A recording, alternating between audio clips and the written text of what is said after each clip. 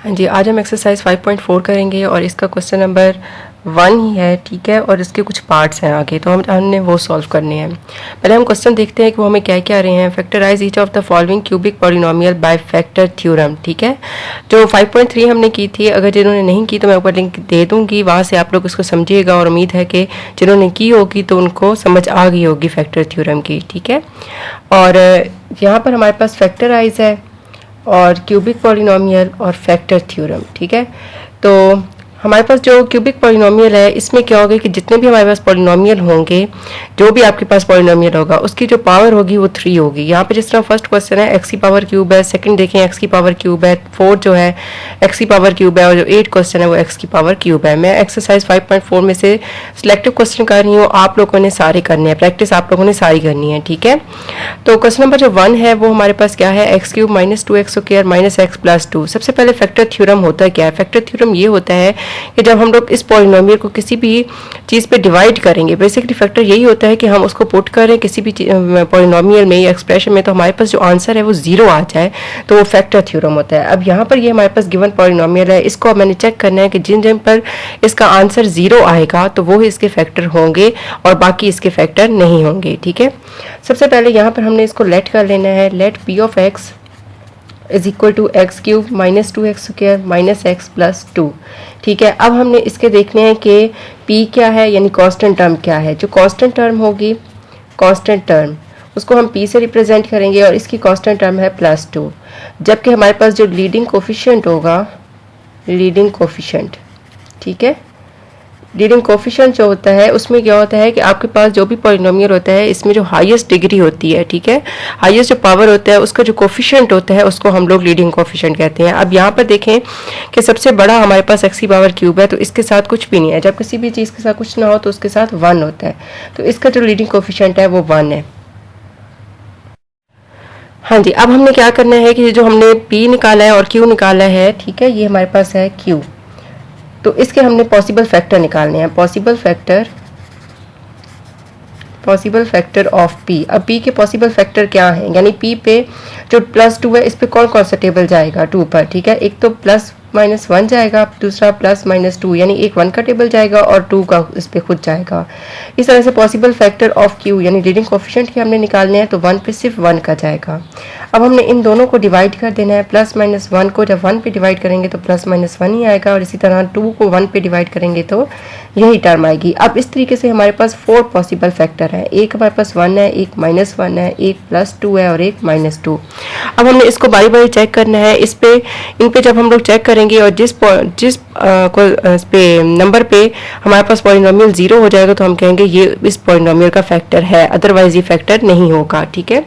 अब मैं यहाँ पर लिखती हूँ यही polynomial p of x is equal to x cube minus 2x square minus x plus 2, और यहाँ पे मैंने पुट कर देना है, put x is equal to 1। अब यहाँ पर मैंने 1 पुट करना है, 1 का क्यूब माइनस 2 1 का square minus 1 plus 2, 1 1 minus 2 minus 1 plus 2, 1 और 1 कैंसिल, 2 और 2 कैंसिल, आंसर हमारे पास 0 आ गया है, ठीक है। अब यहाँ पर देखें कि हमारे पास आंसर 0 आ गया, तो इसका मतलब है कि ये फैक्टर बनता है, यानी x इज इक्वल टू 1 हमारे पास इस पॉलिनोमियल का फैक्टर है। अब इसको लिखना कैसे होगा कि हमने इसको x माइनस 1 लिखना है। x minus 1 is a factor of p of x, ठीक है। x माइनस 1 हमने क्यों लिखा है, क्योंकि यहाँ पर देखें x इज इक्वल टू 1 है, जब ये दूसरी साइड पे जाएगा तो x माइनस 1 इक्वल टू 0 आएगा, तो ये हमारे पास फैक्टर है, ठीक है। और इजी इसकी ये ट्रिक हो सकती है कि जो भी आप यहाँ पर वैल्यू लेंगे, यानी x इज इक्वल टू 1 ले रहे हैं, अगर ये 0 आ जाता है तो इसका जो फैक्टर आपने लिखना है तो साइन आपने ऑपोजिट कर देना है, ठीक है।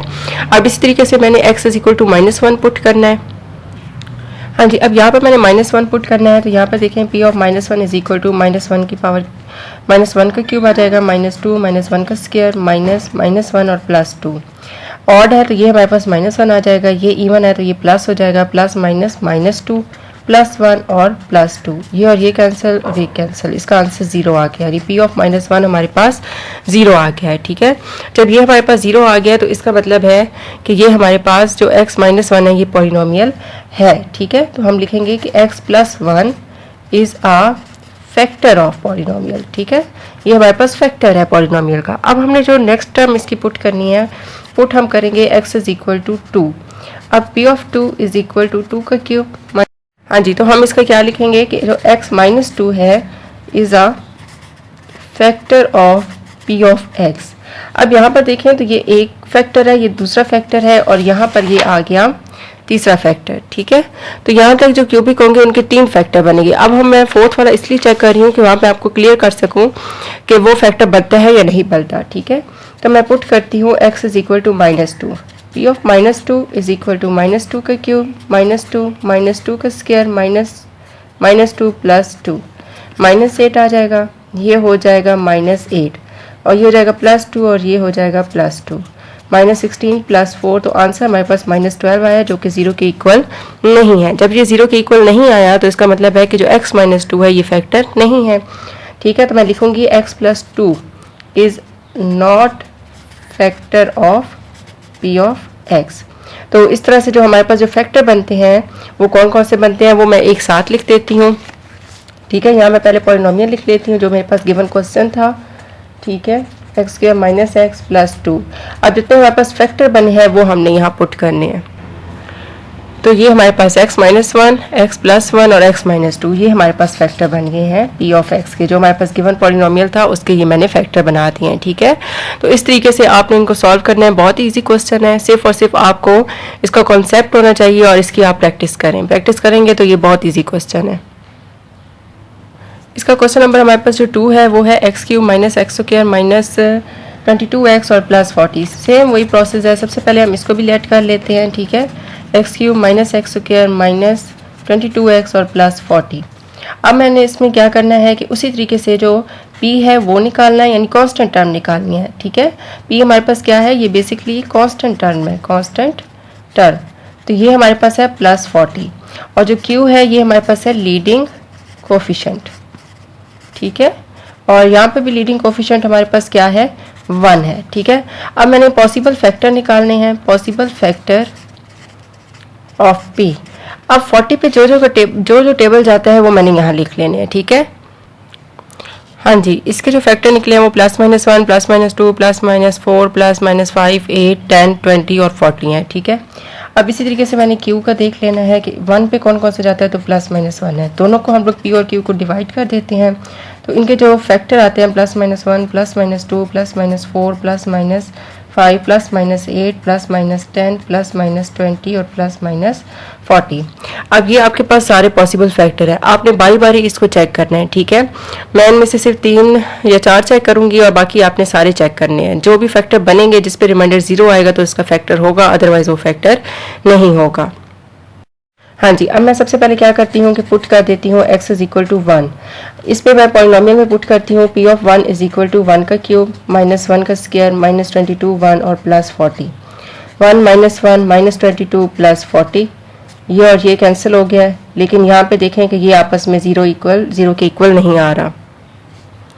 हाँ जी, ये 18 आता है जो कि 0 के इक्वल नहीं है। ठीक है, तो मैं यहाँ लिख दूँगी कि हमारे पास जो x - 1 है, x - 1 is not factor of p of x। अब मैंने पुट करना है x is equal to -1, p of -1 is equal to -1 का क्यूब -1 का स्क्वायर -22 -1 और +40। -1 आ जाएगा, -1 आ जाएगा, +22 आ जाएगा और +40 आ जाएगा। तो ये भी हमारे पास 0 के इक्वल नहीं आ रहा। ठीक है, तो x + 1 भी ये भी हमारे पास फैक्टर नहीं है। हाँ जी, अब मैंने x is equal to -2 put किया तो यहाँ पे हमारे पास -8 आ जाता है, ये हो जाता है -4 और ये हो जाता है 44 और ये हो जाता है हमारे पास 40। ठीक है, अब मैंने इनको सॉल्व कर लेना है। तो यहाँ पे हमारे पास, तो इसका आंसर हमारे पास क्या आया, +72 आया जो कि 0 के इक्वल नहीं है। तो मैं लिखूँगी x + 2 is not a factor. ठीक है, अब मैं पुट करती हूँ x is equal to +2, p of 2 is equal to 2 का क्यूब -2 का स्क्वायर -22 और 2 +40। हाँ जी, तो अब इसको सॉल्व करने के लिए हो जाएगा 8 -4 -44 और +40 आ जाएगा। तो ये 48 और यहाँ पे हो गया -48, ये और ये कैंसिल होकर आंसर 0 आ गया, यानी रिमाइंडर 0 आ गया है। तो पहला जो मेरे पास फैक्टर बनता है वो बनता है x - 2। x - 2 is a factor of p of x, ठीक है। ये बार बार पहला फैक्टर आ गया। अब इसी तरीके से जो नेक्स्ट हमारे पास होगा, हमने पुट करना है x is equal to -4 put कर देते हैं। P of -4 is equal to -4 का क्यूब माइनस -4 का स्क्वायर -22 -4 और +40। हाँ जी, इसका आंसर हमारे पास आ जाता है 40, ठीक है, जो कि इक्वल नहीं है 0 के पी ऑफ -4। तो हम लिखेंगे x + 4 इज़ नॉट फैक्टर, ठीक है। अब इस तरीके से आपने बाकी सारे चेक करने हैं। हाँ जी, अब मैं यहाँ पे पुट करती हूँ, put x is equal to 4, p of 4 is equal to 4 का क्यूब -4 का स्क्वायर -22 4 +40, ये हो जाएगा 64 -60। हाँ जी, अब मैं पुट करती हूँ x is equal to -5, p of -5 is equal to -5 का क्यूब -5 का स्क्वायर -25 -5 और +40। तो ये हो जाएगा -125, ये -25, ये हो जाएगा प्लस और दिस, ठीक है। हाँ जी, ये आ गया हमारे पास -150 और +150, इसका आंसर हमारे पास 0 आ गया है। पी ऑफ -5 हमारे पास 0 आ गया, जो क्यूबिक पॉलिनोमियल है। इसके आपके पास 3 फैक्टर बनेंगे, ठीक है। तो ये 3 मेरे पास फैक्टर निकल आ गए हैं। जब आपके पास 3 फैक्टर निकल आए तो आप बेशक उधर ही स्टॉप करते हैं, ठीक है। तो मेरे पास 3 फैक्टर निकल चुके हैं, यानी कि x जो +5 है is a factor of p of x। अब बाकी कोई भी चेक ना करें, जस्ट हमारे पास जो क्यूबिक पॉलिनोमियल है उसके 3 फैक्टर होने चाहिए। तो मेरे पास जो एक्चुअल हमारे पास जो पॉलिनोमियल था वो मैं यहाँ पे लिखती हूँ, ठीक है, -x² -22x और +40, और इसके मैं आगे फैक्टर लिख देती हूँ जहाँ जहाँ पर ये बने हैं, ठीक है। x -2 इसका एक बना है, एक मेरे पास इसका बना है x -4 और एक मेरे पास x +5। तो ये इसका आंसर है, ठीक है। तो इस तरीके से आपने सॉल्व करना है इनको। हाँ जी, इसका क्वेश्चन नंबर हमारे पास जो 4 है वो है x³ plus x² -10x + 8। Just हमने सबसे पहले इसको यही करना है कि p ऑफ x सेलेक्ट कर लेना है, x³ प्लस x² -10x और +8। इसके बाद हमने इसका p यानी कांस्टेंट टर्म निकालना है जो कि 8 है, और जो q है वो हमारे पास 1 है। अब पॉसिबल फैक्टर हम लोग निकालते हैं, पॉसिबल फैक्टर ऑफ p। तो +-1 +-2 +-4 और +-8, इस तरह से पॉसिबल फैक्टर हमने q के निकालने हैं। तो +-1 है, इन दोनों को हमने डिवाइड करके जो हमारे पास आंसर आते हैं वो मैंने यहाँ लिख लेने हैं, ठीक है। ये इसके हमारे पास फैक्टर्स हैं। अब मैं फिर उसी तरह पुट करती हूँ, put x is equal to, मैं पहले +1 पुट करती हूँ, p of 1 is equal to 1 का क्यूब +1 का स्क्वायर -10 1 और +8, 1 + 1 -10 + 8, 8 9 ये 10 -10, ये और ये कैंसिल होके 0, यानी कि जो हमारे पास x + 1 है वो हमारे पास इस पे, यानी x इज इक्वल टू +1 है, इस पे हमारे पास 0 आया है। तो हम लिखेंगे x - 1 इज़ आ फैक्टर। तो ये हमारे पास फैक्टर है, ठीक है। अब इसी तरह से मैं पुट करती हूँ x is equal to -1, p of -1 is equal to -1 का क्यूब प्लस -1 का स्क्वायर -10 -1 और +8, ठीक है। तो ये हो जाएगा -1 +1 +10 और ये हो जाएगा +8, ठीक है। ये और ये कैंसिल हो गया, तो ये इसका आंसर 18 आ गया, जो कि 0 के इक्वल नहीं है। तो हम लिखेंगे x + 1 इज़ नॉट फैक्टर, कि ये x + 1 हमारे पास फैक्टर नहीं है।